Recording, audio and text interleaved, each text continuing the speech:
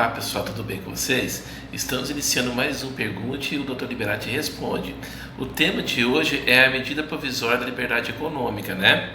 Ela ficou conhecida com esse nome porque ela destravou algumas atividades econômicas aqui no Brasil, tirando algumas burocracias, né? Uma das perguntas que me chegou, da dona Maria lá do Pé da 90, um abraço para a senhora, foi em relação que o empreendedor de baixo risco, ele não tem mais que pagar alvará, né? Ele não precisa mais de alvará para funcionamento, né? É uma das vantagens dessa medida provisória. Então, dona Maria, o que acontece é o seguinte: como definir o que é atividade de baixo risco, né? Então, cada município vai definir 60 dias o que é atividade de baixo risco. Se esse município não, no seu município, no caso Cuiabá, não definir nos 60 dias o que é atividade de baixo risco, vai valer uma lista feita pelo presidente da República ou por um comitê gestor dessa medida provisória, da liberdade econômica. Entendeu? É o que diz essa medida provisória, aprovada pelo Congresso. Então vamos ter que aguardar, né? Ou o Cuiabá definir o que é atividade de baixo risco, ou então vai valer a lista feita previamente pelo presidente da República ou por um comitê gestor. Um abraço para a senhora e estou aguardando as perguntas de vocês também. Uma outra questão que me questionaram na rua, uma pessoa anônima, foi quais foram as medidas dessa medida provisória, né, da liberdade econômica, né? O que foi aprovado ali? O que foi aprovado foram algumas medidas que vão desburocratizar o Brasil, que é um dos países que tem mais burocracia no mundo, né? Uma delas, os bancos vão poder abrir aos sábados, seria uma das medidas, né? Uma outra medida, né? Antigamente, as empresas com mais de 10 funcionários eram obrigadas a ter o ponto, né, de entrada e de saída. Agora, empresas com mais de 20 funcionários vão ser obrigadas a fazer isso, né, com essa medida. Tudo isso é visando a simplificar a questão do alvará de funcionamento, né, ou autorização, que antes as empresas tinham que ter. Hoje, com essa medida provisória aprovada, agora as empresas de pequeno porte, né, não vão ser mais obrigadas a ter esse alvará de funcionamento, né? Agora eu não vou ter que pagar para esse alvará, vai ser livre agora.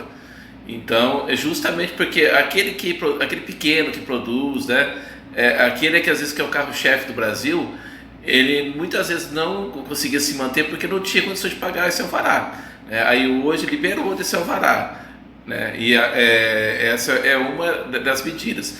O que vai ser empresa de pequeno porte ou não, ainda vai ser definido por cada município ou pelo próprio presidente ou por um comitê gestor dessa medida provisória, né?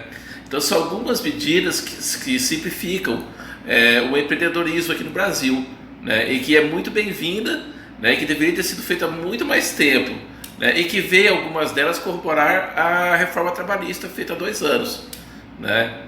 Então é isso, são essas as medidas principais, né? Uma outra medida, né, também, por exemplo, quando um empreendedor vai na administração pública e tem um prazo, né, e a administração pública não cumpre esse prazo, né, agora vai ser tido como aceitação tácita do pedido, se a administração pública não atender o pedido dentro do prazo estabelecido em lei ou em regras administrativas.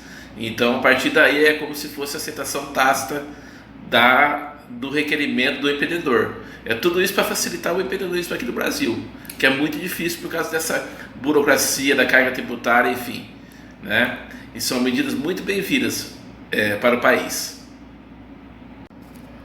O senhor Sandro, que tem uma loja aqui no centro de Cuiabá, me perguntou qual a vantagem dos bancos abrirem de sábado, né? Inclusive tem a previsão na medida provisória de abrirem ao domingo também os bancos, né? A questão é o seguinte: tem uma lei de 62 que ela proíbe os bancos de abrir de sábado e domingo. Tem se entendido agora que nós estamos procurando mais liberdade econômica, mais liberalismo, né, em tudo, na política, e todo esse movimento tem se entendido que é uma intromissão indevida do Estado, né, que quem deveria regular isso é o próprio empregador, né, no caso as instituições bancárias. Então acredita-se que abrir as instituições bancárias pode trazer muitos benefícios à comunidade, mais emprego inclusive, girar mais o comércio, né? Eles podem abrir agências nos shoppings, né? Então isso criaria mais emprego, né? A ideia é essa, entendeu?